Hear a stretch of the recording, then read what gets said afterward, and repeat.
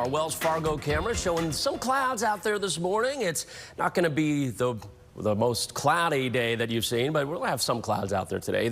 Likely not to bring any rain, so that's some good news. Although you might want some to cool you down because it's going to be a pretty warm afternoon. 61 right now in Houston, calm winds.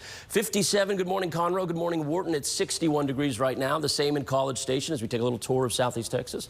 We have 58 in Columbus and 59 in Navasota with temperatures in the upper 50s in Cold Spring down to Liberty.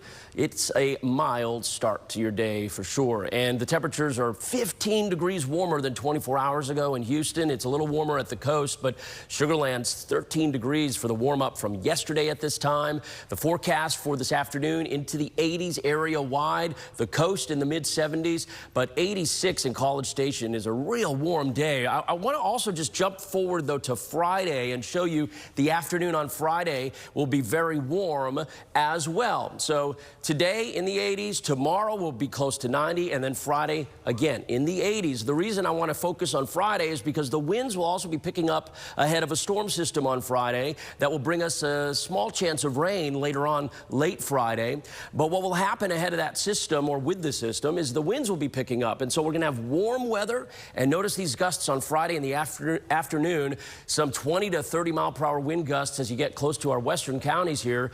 Well, those winds plus the warm weather, there's a small window where we'll have some increased fire danger on Friday. It's nothing that I don't think we'll see any red flag warnings issued, but certainly something to be aware of and to be careful this week with the temperatures like they are.